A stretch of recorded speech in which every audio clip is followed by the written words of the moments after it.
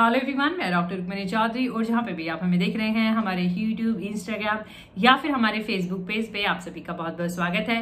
और आज को जानकारी देने वाले हैं चिलब्लेन्स के बारे में, यानी सर्दियों से होने वाली दिक्कत जिसमें आपने देखा होगा फिंगर टिप्स, पैरों की उंगलियां थोड़ी सूज जाती हैं। तो आज के इस पूरे वीडियो में हम इसी के बारे में जानकारी देने वाले हैं कि ये क्या प्रॉब्लम है, इसके पीछे कॉजेज और रिस्क फैक्टर्स यानी किस वजह से ये प्रॉब्लम होती है, साइन और सिम्टम हम बात करेंगे, डायग्नोसिस उसकी हम बात करने वाले हैं, कुछ बातें हैं जो आपको फॉलो करनी चाहिए और कुछ नहीं करनी चाहिए, यानी डूज और डोंट्स की हम बात करने वाले हैं, बेस्ट इफेक्टिव होम्योपैथी मेडिसिन की हम बात करने वाले हैं। और अगर आप यूट्यूब पे देख रहे हैं तो मेडिसिन के लिंक आपको नीचे डिस्क्रिप्शन बॉक्स में मिल जाते हैं। अपने केस के हिसाब से जो आपके लक्षण है उसके हिसाब से वो पर्टिकुलर मेडिसिन ही आप यूज करें अच्छे बेनिफिट्स के लिए। तो आइए स्टार्ट करते हैं। सबसे पहले बात करते हैं व्हाट इज चिलब्लेन्स, यानी चिलब्लेन्स क्या हैं। देखिए, आपने देखा होगा सर्दियों में ज्यादातर महिलाओं में ये प्रॉब्लम देखी जाती है। सर्दियों में हाथों की, पैरों की उंगलियां सूज जाती हैं, टाइट हो जाती हैं, यानी लीजन्स, स्किन का ये प्रॉब्लम है। और एक लीजन देखा जाता है स्वेलिंग, रेडनेस, यानी जो एरिया है सूज जाता है उसमें रेडनेस, थोड़ा लालपन भी आ जाता है, थोड़ा टाइट भी हो जाता है, तो उसको हम चिलब्लेन कहते हैं। बात करते हैं इसके कॉजेज और रिस्क फैक्टर्स की, यानी ये प्रॉब्लम क्यों होती है और किन में ज्यादा देखी जाती है।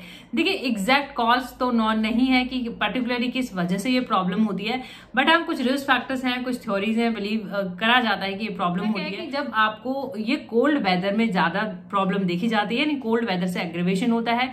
जब आप जैसे कि आप ठंड के या डैम्प और कोल्ड वेदर के एक्सपोजर में आते हैं, यानी कांटेक्ट में आते हैं, तो आपकी जो छोटी छोटी ब्लड वेसल्स होती हैं, स्मॉल ब्लड वेसल्स, उनका इन्फ्लेमेशन यानी वो सूज जाती हैं। और अगर आप रब करते हैं या बहुत जल्दी से आप वार्म अप करते हैं तो क्या होता है कि वो जल्दी से फिर लूज भी हो जाती है, यानी एक तरफ से वो टाइट हो जाती हैं ठंड की वजह से, और थोड़ा अचानक से अगर गर्मी होती है तो वो लूज हो जाती है। तो कई बार ऐसा देखा जाता है, ब्लड का लीकेज भी देखा जाता है। तो इस वजह से रेडनेस है, इन्फ्लेमेशन है और टाइटनेस है। थ्योरीज में बिलीव करा जाता है कि इस वजह से होता है। और एग्जैक्ट कॉज की अगर हम बात करें तो वैसा सादा सीधा कोई डायरेक्ट कॉज नहीं है। और इसके दूसरे भी नाम है, इसको पर्नियो भी कहा जाता है, और जो कोल्ड वेदर कोलाइटिस भी इसको कहा जाता है, और पेनियोसिस भी कहा जाता है। तो ये कुछ इसके अदर नेम हैं। अब बात कर लेते हैं हम इसके रिस्क फैक्टर्स की, यानी किन में ये प्रॉब्लम ज्यादा देखी जाती है, किन को ये प्रॉब्लम ज्यादा होती है। देखिए, महिलाओं में सबसे पहले तो जेंडर की अगर हम बात करें, महिलाओं में फीमेल में ये प्रॉब्लम ज्यादा देखी जाती है। और जिनको रेनॉल्ड्स फिनोमेना होता है, जो हमने ल्यूपस का वीडियो डाला हुआ है उसमें रेनॉल्ड्स फिनोमेना हमने डिस्कस करा है, तो अगर रेनॉल्ड्स फिनोमेना के साथ साथ ये प्रॉब्लम देखी जाती है। और ल्यूपस की अभी हमने बात करी, अगर ल्यूपस का कोई केस है तो उनमें ये प्रॉब्लम ज्यादा देखी जाती है।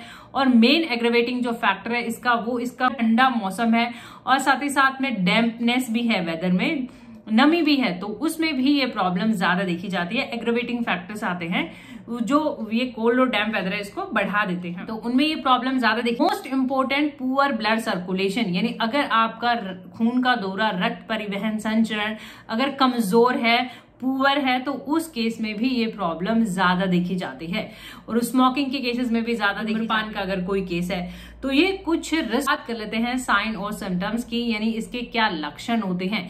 देखिए, आपने देखा होगा इजिली पता भी लग जाता है आपको खुद ही, अगर एक दो एपिसोड आपको ऑलरेडी हो चुके हैं तो आपको पता भी लग जाता है कि आपको सेम प्रॉब्लम है, क्योंकि एवरी कोल्ड वेदर सीजन में ये प्रॉब्लम एग्रेवेट होता है, अपीयर होता है, तो आप खुद भी कई बार पाते हैं। तो सबसे पहले हम बात करेंगे रेडनेस की, यानी एरिया लाल हो जाता है, टाइट हो जाता है, स्वेलिंग हो जाती है, एरिया टाइट होके रेड होके स्वेलिंग हो जाती है।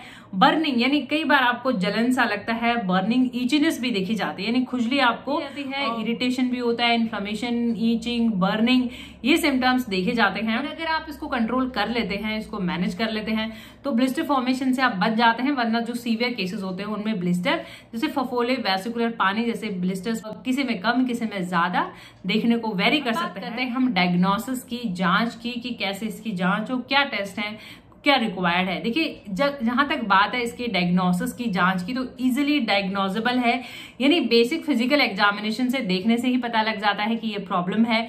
बाकी अभी हमने बताया कि आपके साथ एक दो एपिसोड्स हो रखे हैं, तो आप खुद भी कई बार इसे डायग्नोस कर पाते हैं कि हाँ ये प्रॉब्लम है।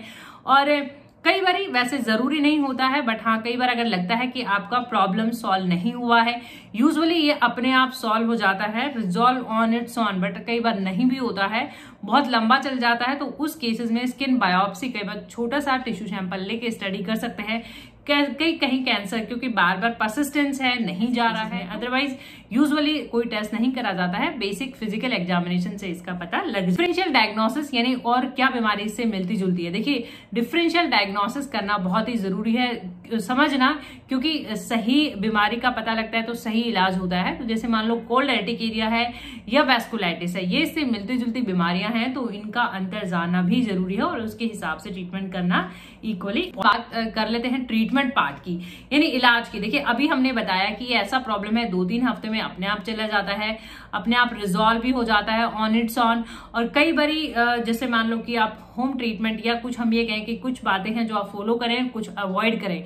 यूजुअली क्या होता है जब आपको रेडनेस होती है, ऑब्वियसली ठंडी की वजह से होती है, तो आपको लगता है आप रब करते हैं, इसको रब करते हैं, तो आपको रब नहीं करना है, क्योंकि आप रगड़ते हैं, रब करते हैं तो इरिटेशन होती है और एरिया इन्फ्लेम यानी और सूज सकता है एरिया। तो आपको रबिंग आपको अवॉइड करनी है, नहीं करनी है।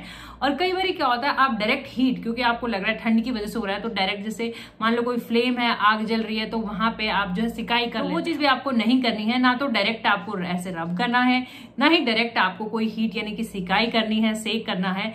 आपको करना क्या है कि आपका जो एरिया अफेक्टेड है, चाहे वो हाथों का है या पैरों का है, उसको ब्लैंकेट में यानी कंबल में थोड़ी देर आप कवर करके रख सकते हैं। अगर कवर करके रखते हैं तो वहां पे हीट होता है और वो जो हीट होता है उसकी वजह से इसमें धीरे धीरे प्रोसेस धीरे धीरे उसको राहत मिलती है। जैसा कि हमने कारण में बताया था, अगर ठंड की वजह से वो सूजन होती है और अगर आप वार्म अप करते हैं, ऐसा कुछ करते हैं, तो फिर ब्लड लीकेज हो जाता है और वहां पे रेडनेस देखी जाती है। तो अगर आप सिर्फ कंबल में रखेंगे, उसको कवर करके रखेंगे, तो फिर वो नेचुरल हीट धीरे धीरे होगी और जिससे आपका प्रॉब्लम सॉल्व हो जाएगा। ना आपको कोई इरिटेशन, इन्फ्लेमेशन, बर्निंग कुछ नहीं होता है। तो सिर्फ आपको ये सिंपल सा स्टेप फॉलो करना है। एरिया को मॉइस्चराइज कर सकते हैं, नमी बनाए के रख सकते हैं, क्योंकि एरिया थोड़ा सूज गया है, टाइटनेस हो गई है।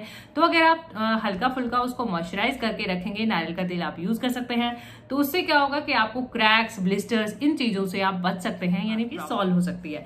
होम्योपैथिक ट्रीटमेंट की बेस्ट इफेक्टिव होम्योपैथी मेडिसिन।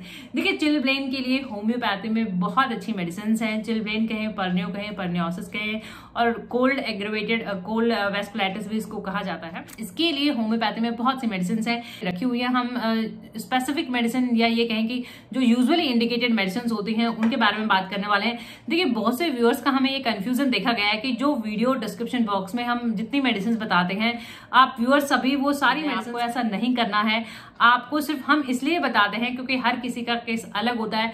किसी को जैसे मान लो सूजन के साथ साथ खुजली है, किसी को जलन है, किसी को छाले बन गए हैं, तो उनके हिसाब से दवाइयां बदल जाती हैं। तो कोशिश ये करें कि आप कम से कम मेडिसिन खरीदने की कोशिश करें, कम ही क्वांटिटी रखें, कम ही नंबर ऑफ मेडिसिन रखें, यानी 1-2 जो आपके लक्षण से, सिम्टम से मैच करते हैं, सिर्फ वही मेडिसिन। यूट्यूब पे देख रहे हैं तो मेडिसिन के लिंक आपको डिस्क्रिप्शन बॉक्स में मिल जाते हैं। तो सबसे पहले हम सल्फर की बात कर लेते हैं।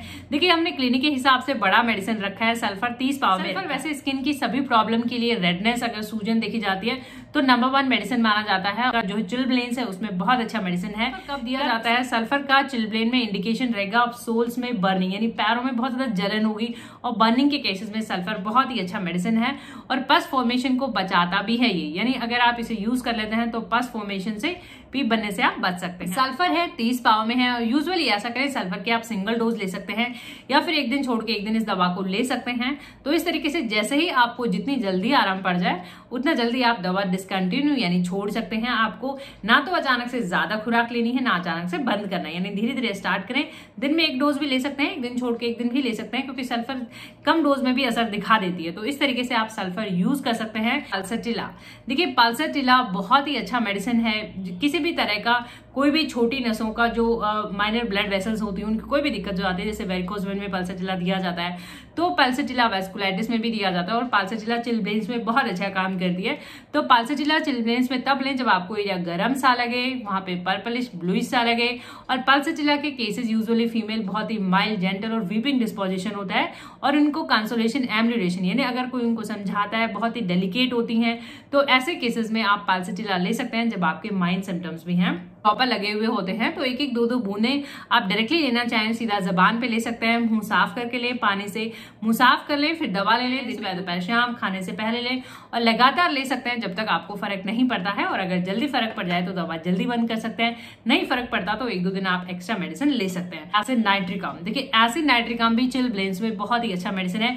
एसिड नाइट्रिक आम्ल तब दिया जाता है, देखिए एसिड नाइट्रिक आम्ल अल्सरेशन फॉर्मेशन, यानी इतना ज्यादा आपको चिलब्लेन्स का प्रॉब्लम हो गया है कि अल्सर यानी घाव भी बन गए हैं, तो आप एसिड नाइट्रिक आम्ल यूज कर सकते हैं ऐसे केसेस के लिए। तो आप अगेरिकस हस्केरियस, देखिए अगेरिकस नंबर 1 टॉप रेमेडी आता है जब हम बात करते हैं मेडिसिन है चिलब्लेन्स के लिए। अगेरिकस ऑलमोस्ट सभी सिम्टम कवर अप करता है, यानी आपको सूजन है, रेडनेस है, ईचिंग है, बर्निंग है, पेन है, सभी सिम्टम्स में यूजुअली अगेरिकस सारे सिम्टम्स कवर करता है।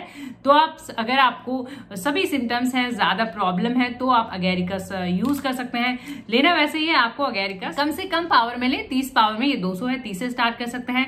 एक 2-2 बूंदे सीधा जबान पे, जलन होने पे 1 चम्मच पानी में 1-2 बूंदे एक्स्ट्रा ऐड कर लें। दिन में 2-3 बार सेम खाने से पहले और लगातार आप मेडिसिन यूज को फर्क नहीं पड़ता है। उसके बाद हमने रखा हुआ है पेट्रोलियम।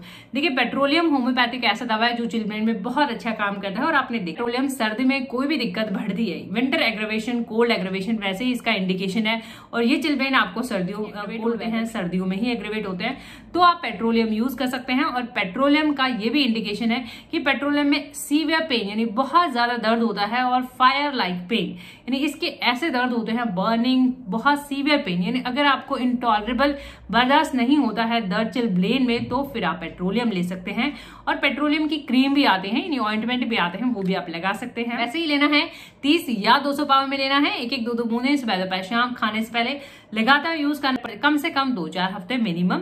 जल्दी फर्क पड़ जाए तो जल्दी बंद कर सकते हैं, वरना और कंटिन्यू आप रस्ट टॉक्स हमने रखा हुआ है। देखिए रस्ट टॉक्स का भी इंडिकेशन होता है नंबर 1 कोल्ड एग्रेवेशन, यानी ठंड से अगर कोई भी दिक्कत बढ़ती है, जैसे आपने देखा होगा बारिश के बाद अगर कोई दिक्कत होती है तो हम रस्ट टॉक्स दे देते हैं। तो रस्ट टॉक्स में भी कोल्ड और डैम्प दोनों ही एग्रेवेशन देखे जाते हैं। और इसके साथ साथ रस्ट टॉक्स में रेडनेस भी देखी जाती है और इरप्शंस। मान लो अगर आपको चिलब्लेन के साथ साथ वेसिकुलर यानी ब्लिस्टर फॉर्मेशन हो गया है, वेसिकुलर इरप्शंस हो गए हैं, ऐसे केसेस में आप रस्ट टॉक्स यूज कर सकते हैं। और रस्ट टॉक्स से रस वेनेटा मेडिसिन भी आता है, रस वेनेटा का मदर टिंचर आप डायरेक्टली भी लगा सकते हैं, उससे चिलब्लेन में आपको तुरंत राहत मिलती है। कम लगा सकते हैं, डायरेक्टली लगा सकते हैं स्किन के ऊपर।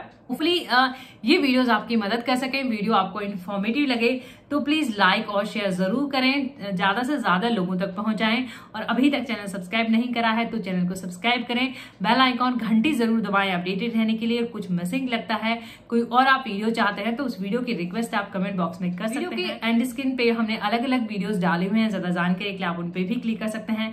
Thank you for watching, thank you so much.